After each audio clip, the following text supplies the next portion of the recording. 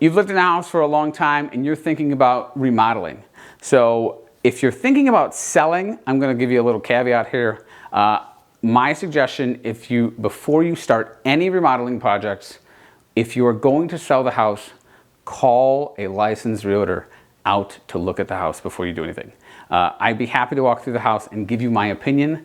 A lot of times it makes more financial sense to sell what you have. So sell what you have in the house right now. Let's not knock out walls and redo kitchens. If we spend 50 grand but we only get 60 grand back, a lot of times it doesn't make financial sense. I would rather take what you have, position it the best way we can, and then sell it in its current condition.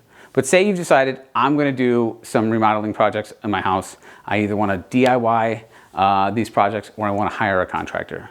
So if you want to DIY, YouTube is going to be your best friend. You can almost learn how to do anything on YouTube. If you are going to hire a contractor, I have a great list of contractors that I've used personally. I'm happy to share that list with you. I will give you some tips that I use whenever I hire a contractor. I want to get 3 written estimates for any project I'm doing over $5,000. So if I'm spending $5,000 or more, I want 3 written estimates, because a lot of times, even me in this industry, I don't know how much something costs. I think it may cost $20,000 and then it turns out to be $5,000. Or I may think it's going to be $10,000 and it turns out to be $50,000.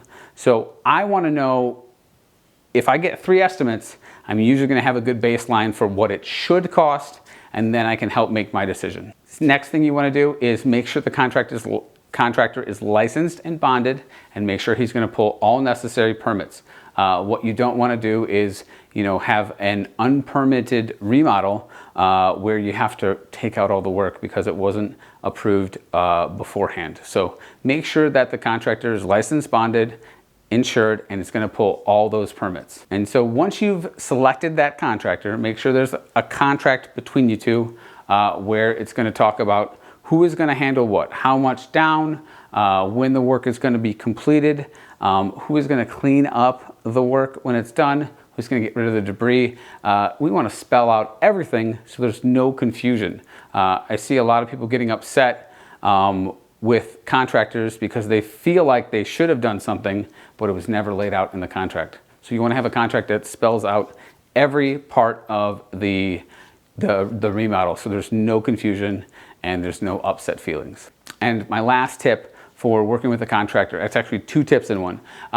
First tip is always allot for a third more time. So if the contractor says it's going to take 2 months, just plan on it taking 3 months. And if they finish it in less than 3 months, you should be happy. And also, this is my most important tip: do not make final payment to that contractor until you are 100% satisfied with the work.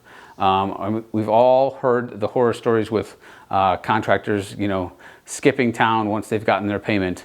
Luckily, none of the contractors that I work with are like that. They all want to make good on all the work that they've gotten paid for, but do not make a payment to a contractor until you are happy with the work. So if you have any questions about working with a contractor, or you want my list of referrals, feel free to contact us below and we will get that to you as soon as possible. Thanks.